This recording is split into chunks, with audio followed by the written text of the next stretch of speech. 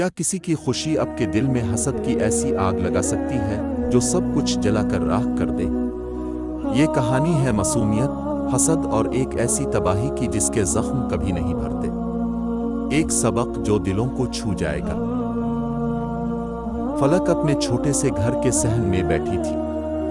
اس کی انگلیاں اماں کے تھکے ہوئے پاؤں دبا رہی تھی۔ اماں کے چہرے پر سکون تھا اور ہونٹوں پر دعا۔ اللہ تجھے ایسا سسرال دے بیٹی جہاں تو رانی بن کر رہے، تیری زندگی میں کبھی کوئی دکھ نہ آئے۔ اماں نے پیار سے فلک کے سر پر ہاتھ پھیرا۔ فلک نے مسکرا کر اماں کو دیکھا۔ اس کی آنکھوں میں سادگی تھی اور دل میں چھوٹے چھوٹے پیارے سے ارمان۔ اسے دنیا کی اونچ نیچ کا علم نہ تھا۔ اسی لمحے پڑوس کی کھڑکی سے نورین یہ منظر دیکھ رہی تھی۔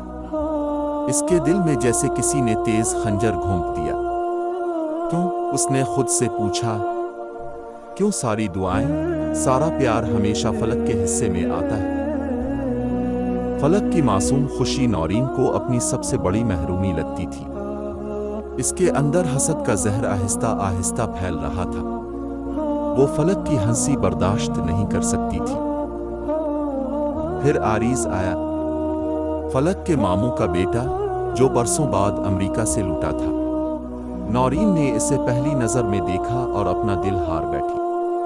وہ اس کے خوابوں کا شہزادہ تھا، مگر عارض نے نورین کو نظر انداز کر دیا۔ وہ فلک سے ملا، اس سے باتیں کی اور اس کے ساتھ ہنسا۔ عارض کی آنکھوں میں فلک کے لیے نرمی اور اپنائیت تھی۔ یہ لمحہ نورین کے لیے ناقابل برداشت تھا۔ اس کا دل جیسے کسی نے مٹھی میں لے کر کچل دیا۔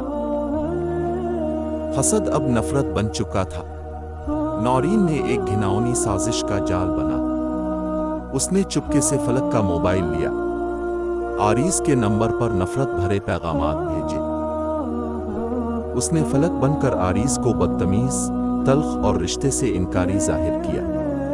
عارض یہ سب پڑھ کر خاموش ہو گیا۔ اس کا دل ٹوٹ گیا۔ وہ بنا کچھ کہے، بنا سچ جانے واپس چلا گیا۔ فلک کو خبر بھی نہ ہوئی کہ اس کے ساتھ کیا ہو گیا۔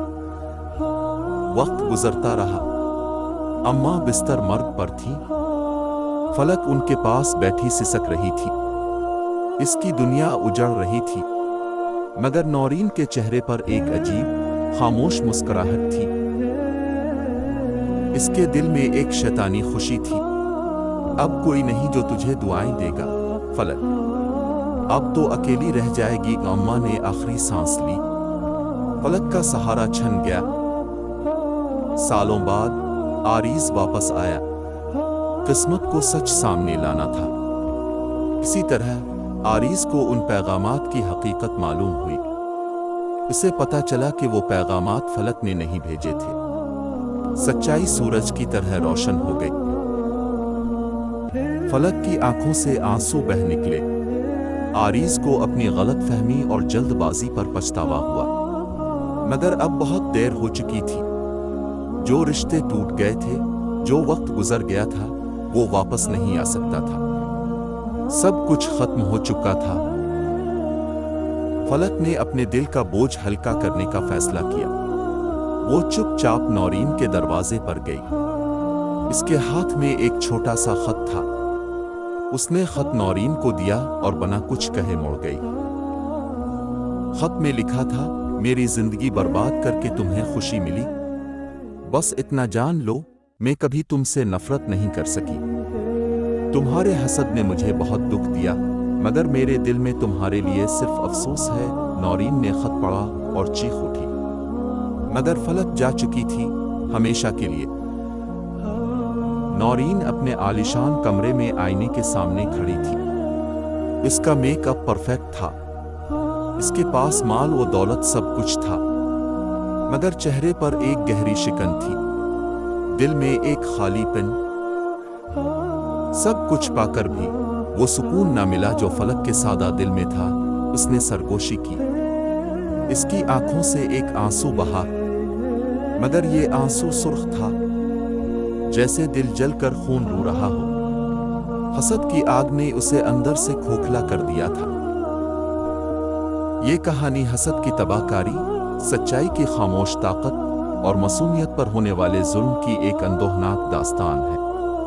یہ بتاتی ہے کہ کیسے ایک منفی جذبہ انسان کی اپنی روح کو جلا دیتا ہے۔